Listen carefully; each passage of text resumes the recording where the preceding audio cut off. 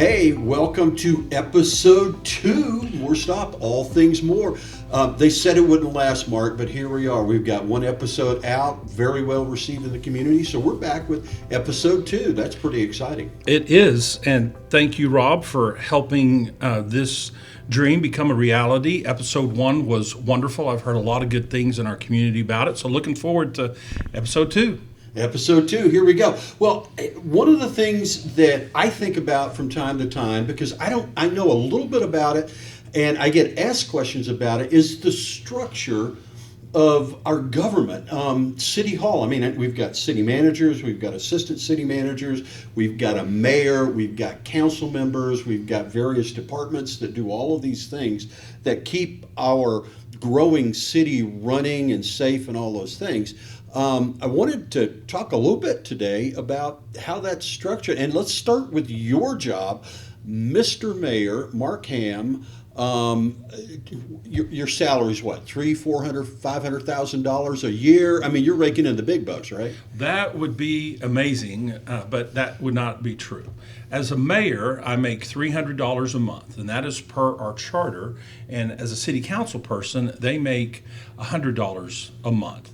Now, recently, our voters approved an increase in pay. So after the next election cycle, that council person or that mayor, the mayor will receive $500 and a city council person will receive $200 a month. Wow, what are you going to do with all that extra cash? I mean, that's... all right, so right now you're making $300 a month. They're making less than that. How much time do you spend doing the job? I mean, a lot of people would think, oh, it's a 40-hour-a-week job, but what do you do when you're not mayoring, for lack of a better term? Right. And that's a great question, and I get it a lot. And when I talk with people, many people think I'm up here 40 plus hours a week, and I'm not. I actually have a full-time job that I spend 45 or 50 hours a week at. And in addition to that, I get to be the mayor because I was elected by our people. Now, the city has 2 council meetings a month, the first and the third Monday, so I'm here for those.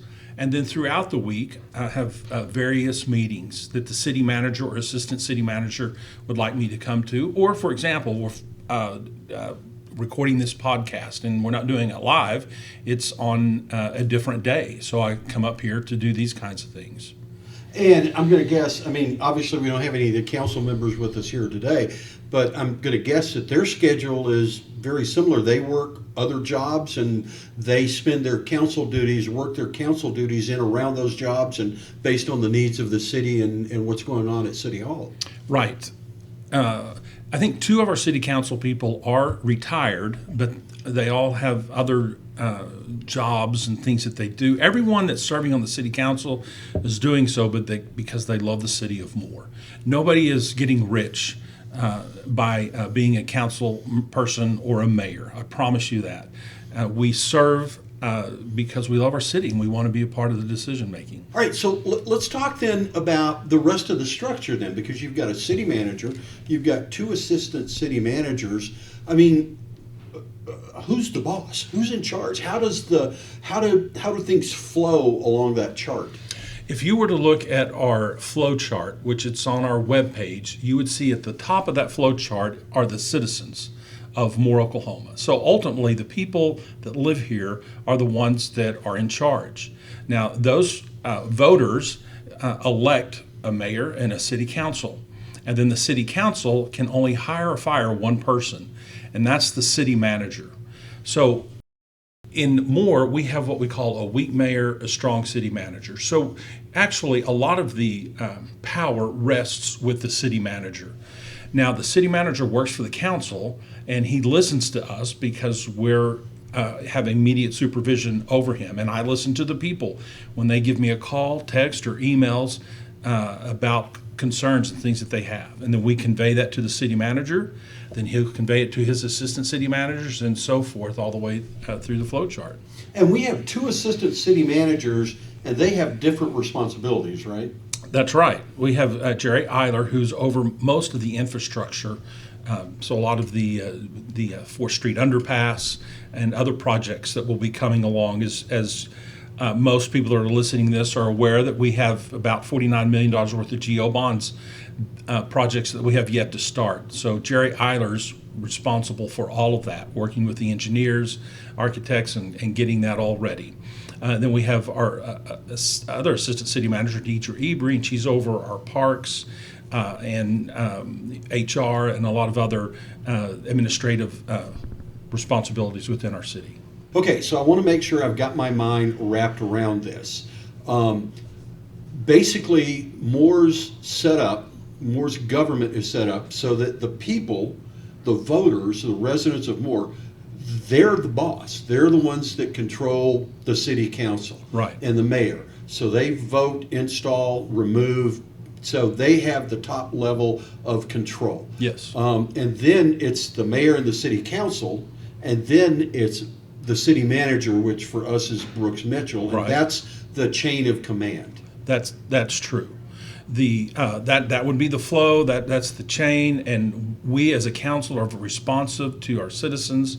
And when they have concerns, we talk with our city manager about that, and then he'll look into it. And if changes need to be made, then changes will be made. If we have a different GO bond projects coming up, which hopefully we won't have to do any of those anymore. But Brooks works closely with the city council and says, hey, what are the next round of GO bond projects? What streets? What are you hearing from the community? Where do we need to spend money to fix things? So, for instance, somebody in one of the communities, one of the wards in Moore, has a concern. It's a street concern, a sewage concern, a park concern. They have a clear path that they can follow to make those concerns known and have them addressed. How would you advise somebody in one of the wards to say, hey, if you have a concern, a question, a problem, here's what you do step by step? I always encourage people to reach out to their council person. Each ward has 2 city council people, and you can find those on our webpage, citymoore.com. And you can see the mayor, and you can see the council members, and you can see what ward they represent. So I encourage you to reach out to them, their email, their phone number, it's all on there. So you can find them pretty easy. And of course, you can always reach out to the mayor. But I'd like for those council people in those wards to be able to represent those people that elected them. And just one quick example would be last year we had a lot of flooding over on the east side of Moore. And the residents that were directly impacted by that reached out to their city council, to their mayor. They came to city council meetings, and we heard them. And that is our number one priority of the next thing that needs to be addressed and fixed as best as we can. Again, if you have flooding like we've had, it's hard to completely mitigate all of that, but we can definitely upgrade the storm sewers to hopefully not have as much damage to people's homes as we have had the past few years. But that has directly come from the citizens that live in those areas, reached out to me, to their council people, came to a city hall meeting. They came to 2 or 3 meetings. We heard them. We, as a council, said, Brooks, we need to fix this. And then we started working with engineers and contracts and coming up with a plan and getting a cost of what something like that's going to cost. You mentioned the City of Moore webpage, and I have to say, I go there all the time looking for information on events, looking for information on the city parks, stuff for animal welfare. The City of Moore does a great job of making all of this information available, including basic questions that we're talking about today. Who's my city council person? Right. I mean, there's a ward map, there's a list of who the city council people are. I'm just looking at the menu right now, and they have all the city services, community resources, departments and divisions, government, meetings and notices, news and updates, upcoming events. I mean, it's all there. It is. And it can be a little overwhelming. The city tries to put the most pressing issues on the very front page. So you go to citymoore.com, and there will be the things that most people are looking for. But you could explore on there, and you can find our city budget for this current fiscal year that we in. It's all there. Anybody can go to it and look at everything that I see and see where the money's going. You can look at all the RFPs or requests for proposals, things that have been put out to bid. You can look at all of the current GO bond projects that we have. If you want to know who serves on the Planning Commission or on the Parks Board or the Board of Adjustment, it's all there. It's a wealth of information if somebody would take 10 minutes to go and look around. And they can probably have most of their questions answered. So again, the City of Moore website, cityofmoore.com, that's the place to go for all of the information that anybody could want to know about the city government, about projects that are going on. Everything's there. Everything's revealed. There's nothing hidden. Folks can go there and find that. They can. And if by chance you go there and you can't find what it is that you're looking for, if you'll reach out to me, to your city council person, or to any of our city staff, our city manager or assistant city managers, we'll help you find it. Sounds good. Okay, we're going to take a break, and when we come back, we're going to have a guest from the OTA to talk about the big project that's getting ready to start up to the south of us. I think there's a lot of interest in that. Fantastic. Can't wait.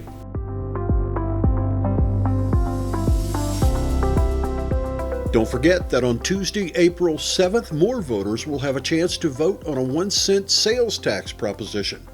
You'll find essential information about that proposition at cityofmoore.com/election 2026. On that page, you'll also find links to important general voting information, including how to find your polling place as well as how to register to vote.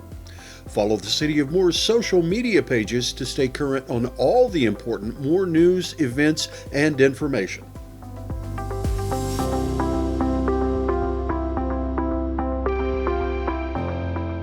Hey, welcome back. We are joined now, Mayor Mark and I are joined by LaDan Nelson with the OTA. A lot of exciting stuff going on right now in terms of highway projects and things that people are very interested in. There sure is. And LaDan, we are thrilled to have you on our second edition of the Moore Stop. But before we begin, could you just tell us a little bit about yourself, whatever you want to tell us, who you work for, and exactly what your job and responsibilities are? Absolutely. Thank you, Mayor. My name is LaDan Nelson. I am the Access Program Manager for the Oklahoma Turnpike Authority. So what that means is I am over the $8.2 billion access program, and I have a great team that assists me on everything that funnels through the program. So a lot of great things that are happening for the infrastructure and for the state of Oklahoma, and we are very thrilled that we get to do some of these items with the City of Moore. As a citizen of the City of Moore, this resonates with me a lot because we are able to see the improvements that go into the city, and I am part of that process. Yeah. So two things. You are a resident of Moore. I am, yes. And I just want to make sure I got that number right. You said 8.2 billion? That's a fact, yes. Okay. Yes, sir. That's a lot of money. It is, but it's all going for the state of Oklahoma, and that's where it should go. Yeah. Well, awesome. Well, let me just start in with just some questions that I have, and these are questions that I often get from the community, and I thought, well, this would be a great time just to ask the OTA. So can you talk a little bit about the construction timeline? Can you give us maybe an idea of the timeline and when the construction on the east-west corridor is to begin, and maybe even more so for the parts of Moore? When can we begin to see it impacting our daily routine? Absolutely, great question. So one fact that we have now changed over the East-West Connector Turnpike now over to the Toby Keith Expressway. So you're going to see a lot of East-West Connector language as well as Toby Keith Expressway as we are moving on to that new language. It'll be the same thing. Yes, sir. It's Okay. the exact same turnpike, just with a new name. Okay. Yes. Have we decided on a theme song? I mean, again, I love this expressway. I love Yeah. this East-West Connector. We're having a lot of fun with that. So we've been throwing a couple options out, and if you want to give us some options too, we will take that into consideration. Okay, Yes. there we go. But for the Toby Keith Expressway / East-West Connector Turnpike, we have already started construction on that, and that is between I-35 and I-44. We have a couple jobs that are active in construction. So that started in late 2025, and that is going to progress on until 2027. So this first priority segment, again from I-44 to I-35, is going to be opening to the traveling public by the very end of 2027. Okay. So what that means is that the traveling public will be able to utilize one lane of traffic in each direction, as this is a minimum connection. So we are going to be having one lane in each direction open, and then that we're going to progressively continue the construction through 2028, and then that's where the traveling public will see interchanges also opening up, such as the Western Interchange, and then over time we're going to be having a half diamond interchange at Telephone 36 that will happen sometime after 2028. Okay. So that they'll be able to utilize that as early as late 2027. So, and that's coming up very quickly. Yes, that is. That's going to be moving along fast. And I understand that it's going to be, as it goes through what I've always called the 10-mile flats, it's going to be Yes. one of the longest bridge in Oklahoma. Is that correct? Yeah. So there's two bridges we have a bridge on the 10-mile flats itself, and that is a pretty long bridge because we're spanning out of the 10-mile flats floodplain, as well as we're going to be building the longest bridge in the state to date, which is going over the South Canadian River. Okay. So that's going to be about 7,000 feet long. Wow. And we are proud to say that we're going to have the longest bridge in the state that is spanning over the South Canadian River, which is a huge bonus to all the surrounding communities because Yeah. that is another vital river crossing that everyone can utilize. All right. Well, can you tell me what will the traffic impact be for the residents of Moore as the construction moves closer to our southern border, and residents here that may use that as a daily commute? What can we expect from the construction? Will Indian Hills be closed? Will it always still be open, or what? Yeah, so I love this question because this is extremely important for the traveling public to know.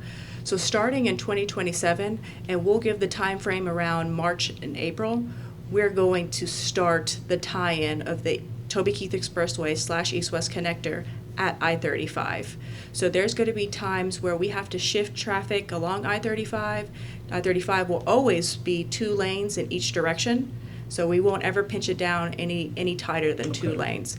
But there's going to be nighttime closures for bridge operations that will be ongoing that the traveling public will experience. There's going to be a point where Indian Hills interchange is going to close, and the traveling public is going to have to utilize the posted detours that we're going to be putting out, such as 19th Street or anything along Tecumseh and Norman. We are also going to be converting the frontage roads over to one-way, and that is going to be between 19th Street and Indian Hills. Okay. As well as we're going to be putting in collaboration with the Department of Transportation, we're going to be putting in a turnaround bridge that is south of 19th Street.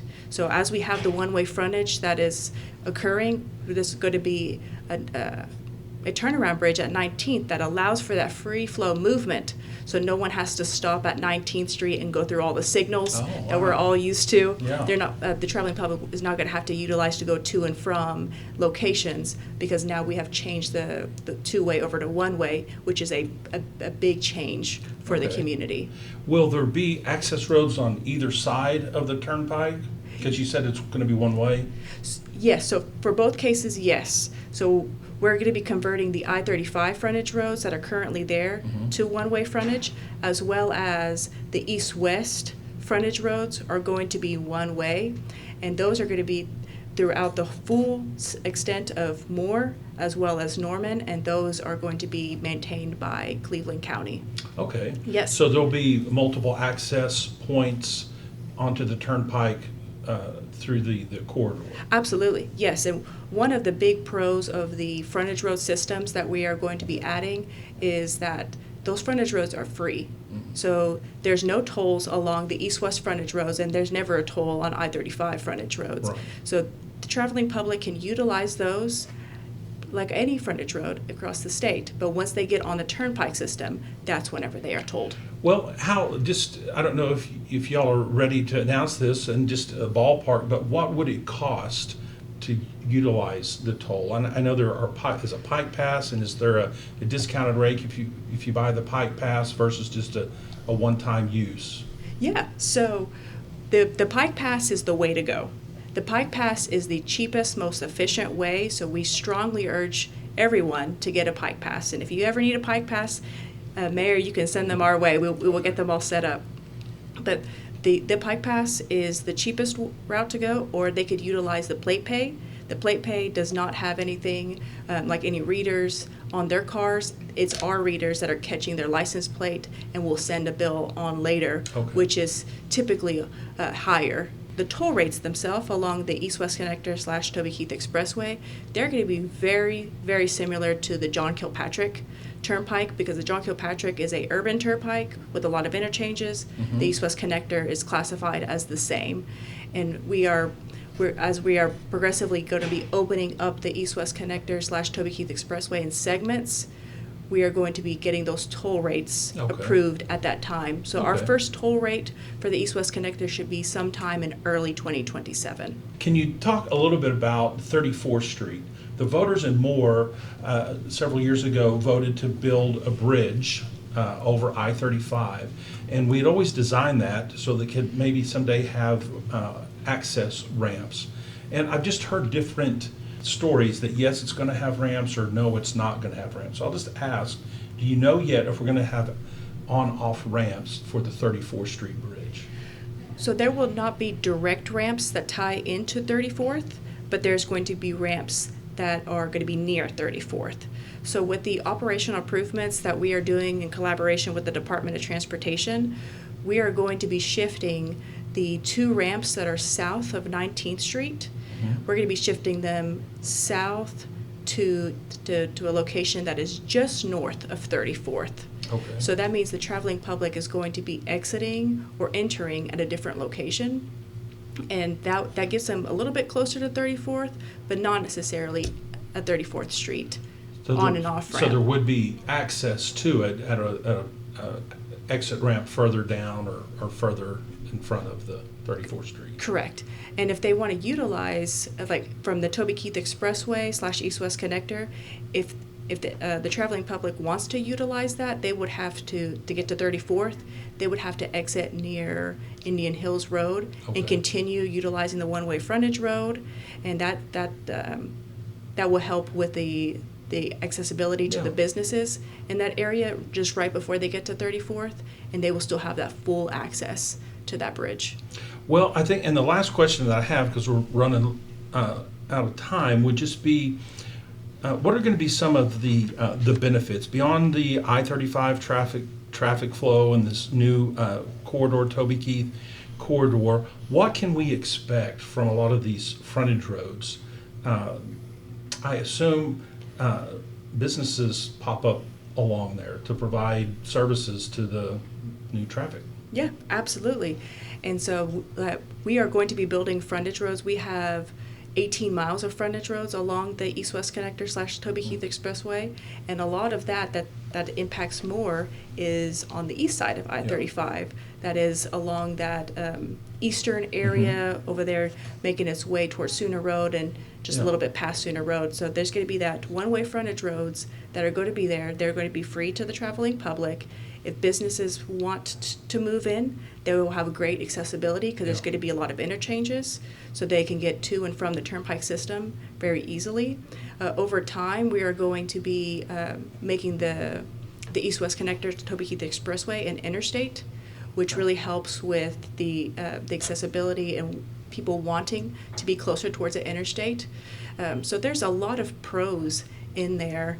And one thing I do want to mention, Yeah. that for the state of Oklahoma, for citizens to come into Moore, we are going to be opening the rest of the Toby Keith Expressway East-West Connector, where it ties in from I-35, where it ties into I-40 to Kickapoo, by 2030. So that means citizens that are coming in from Tulsa area, from Shawnee, they can continue onto the turnpike system and exit near, Broadway or by Sooner, and they can get into that Moore area a Yeah. lot quicker and not have to go through the Oklahoma City Metro. Right. So that'd be a huge time Sure. savings, and that brings in a lot more people into Moore, Yeah. which we like.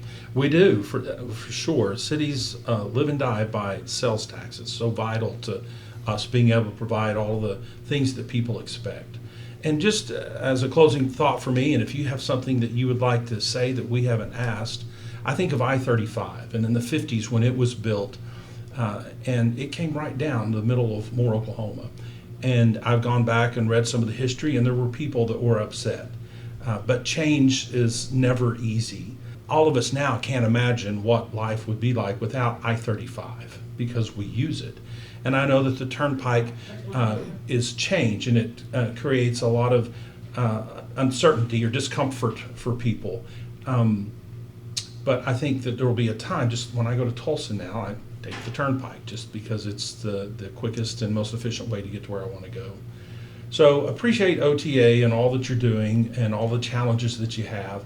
Appreciate the work that you've done with the City of Moore and the meetings that we've had, and look forward to good things. And is there anything else that you would like to add that we didn't ask?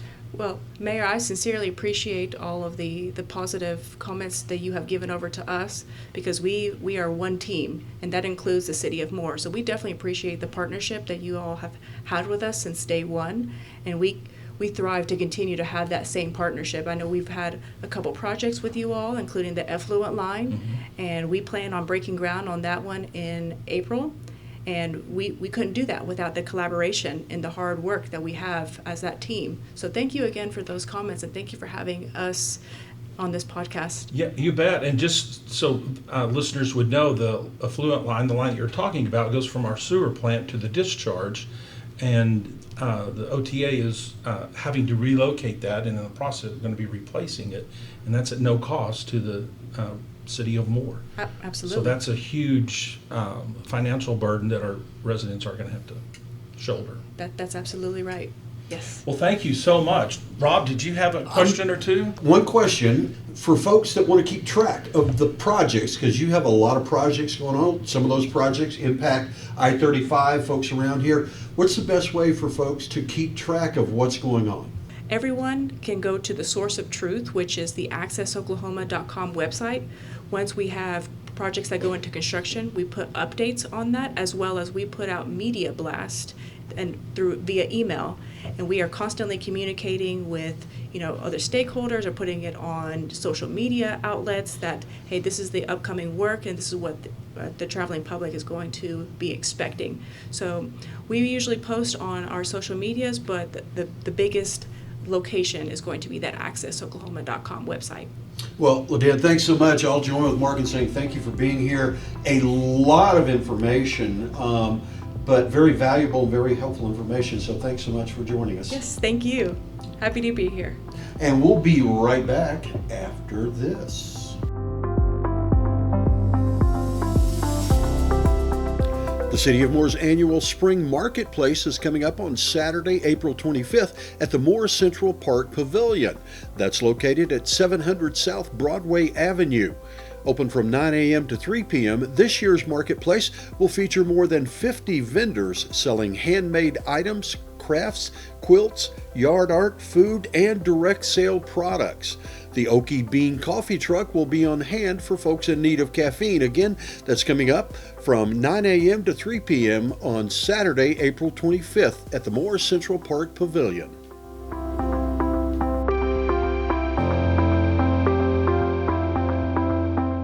Hey, welcome back for our final segment. This is the segment where we take a question from the community. That question can come from email, social media, passing conversation, anything like that. And one of the questions that keeps coming up is, what GO bond project is next? Great question, and I appreciate our citizens asking and wanting to know. I will tell you, Rob, right now it's between 19th and Telephone, or the 27th and Shields and Janeway. We have to get further along in the 4th Street underpass, because that is such a big project that has such a huge impact on traffic flow. So we can't have that shut down and then shut down another major intersection. But once we get the 4th Street underpass closer to completion, the next GO bond project more than likely would be 19th and Telephone. It could possibly be 27th and Janeway, but I think it'd be 19th and Telephone. And that is going to be the rebuild of telephone between 19th Street and almost all the way to 34th Street. Currently, utility relocation is happening. So the city reaches out with all the entities that have utilities, whether it's gas, power, whomever, and they are responsible for moving their own utilities. They won't let the city do it. They have to do it, and they have moved those further along so that we can do all the work that we need to do on telephone. And that's good news, because if I remember correctly, one of the reasons the Eastern project was delayed so long is because the utilities, those companies it had nothing to do with the city. It had to do with the utility companies moving their stuff. So the fact that those are already being moved really does bode well for that telephone road project.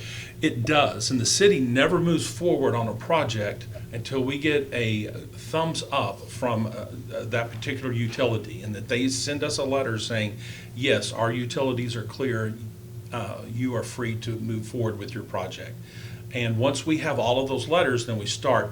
One thing that I've learned about being on the council and getting to learn a lot about municipal government is when you start doing things that are underground, there's always surprises. So sometimes you find a utility line that was abandoned, or they didn't know that's where it was.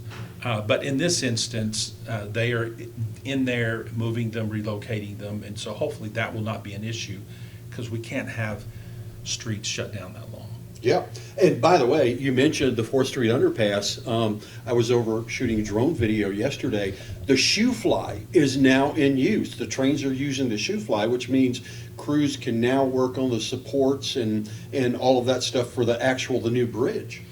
That's fantastic. I was over there on the weekend, so didn't get to see the guys working, but yeah, so starting on that, the main bridge that will support the train as it goes above is going to be a huge project, and I think once they get that done, the rest of it will go pretty quickly, because it's just putting up those huge retaining walls and then laying the roadway. So, of course, the bridge is the biggest piece of this project. That's going to be a huge one, and like you said, one of the biggest pieces of the project. All right, well, folks, if you have a question for Mayor Mark or any of our guests here on Moore's Stop, social media, just go to the City of Moore's social media, Facebook, X, Instagram, and post a question there, or email us. Yeah. You can send Rob or me an email, and we'll get those and answer them. And if we have the time, we'll try to answer a couple of them. Outstanding. Well, it's been a fun second episode, and we will look forward to episode 3. We will, and I'm excited about the guests that we have lined up. And we have some really good community leaders that are going to be coming in and speaking about projects that are near and dear to their heart and to the city of Moore's as well. Thanks. And in the meantime, folks, have a great and safe time out there in the streets of Moore. We'll see you later.